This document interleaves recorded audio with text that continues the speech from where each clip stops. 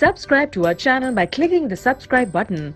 Click the bell button and enjoy the latest uploads from our channel.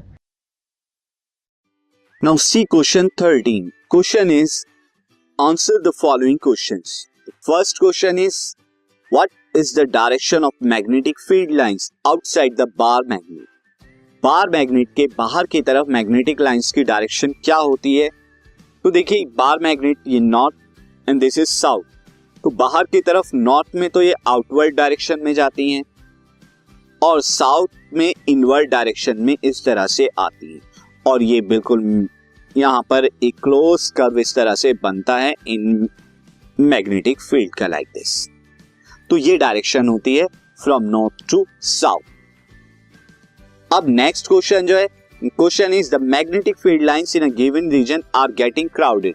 एक particular region में magnetic lines जो हैं वो crowd हो रही हैं, यानी काफी कंजेस्टेड हो रही हैं। What does it indicate? इसका मतलब क्या हुआ? देखिए, मैग्नेटिक फील्ड ज्यादा है, दैट मींस मैग्नेटिक फील्ड भी ज्यादा होगी। तो the strength of magnetic field is higher in this reason.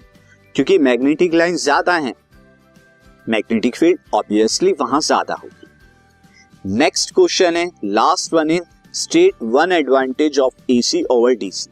AC current का डीसी करंट के ऊपर क्या एडवांटेज होता है वो आपको बताना है।